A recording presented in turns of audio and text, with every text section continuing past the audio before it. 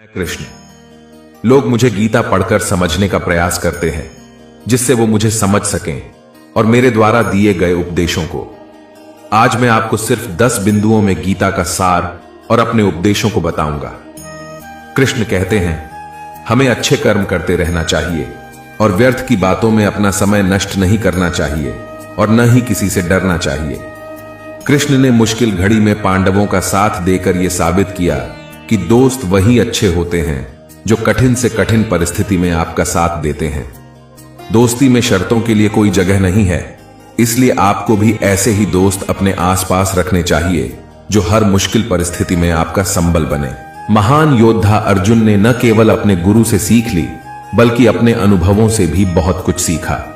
इससे यह शिक्षा मिलती है कि हमें अपने शिक्षक के अलावा अपनी गलतियों और असफलताओं से भी सीखना चाहिए। अगर पांडवों के पास भगवान श्री कृष्ण की रणनीति न होती तो उनका युद्ध में जीतना असंभव था। इसलिए किसी भी प्रतियोगिता से पहले रणनीति बनाना आवश्यक होता है।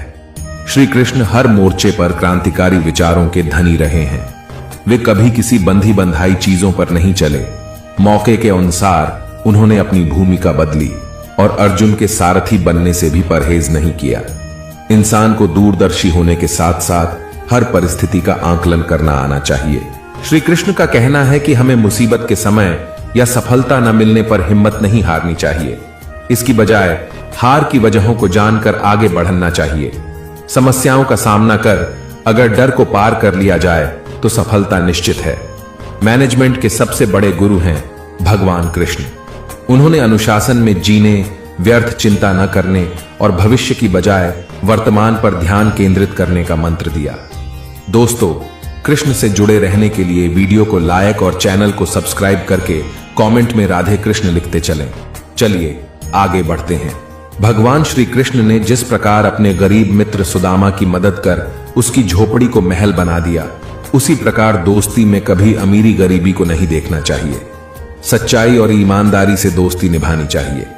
श्री कृष्ण के अनुसार जब हमारे विरोधियों का पलड़ा भारी हो तो हमें कूटनीति का रास्ता अपनाना चाहिए, क्योंकि तब सीधे रास्ते से विजय नहीं मिल सकती। इसलिए श्री कृष्ण को एक महान कूटनीतिज्ञ भी कहा जाता है। जो आपके पास है आपका संसार है, जिसमें खुशियां छिपाना भी शामिल है। ठीक है, आप विश्वास करते हैं कि आप संसार के लिए कुछ नहीं, पर कुछ लोगों के लिए आप पूरा संसार है। जो आपके पास है, आपकी दुनिया है, उसमें खुश रहना सीखें, क्योंकि भले ही आप मानते हो कि आप दुनिया के लिए कुछ नहीं है, लेकिन कुछ लोगों के लिए आप पूरी दुनिया हैं। हमारा भविष्य हमारे जन्म से अधिक हमारे द्वारा चुने गए विकल्पों पर निर्भर करता है।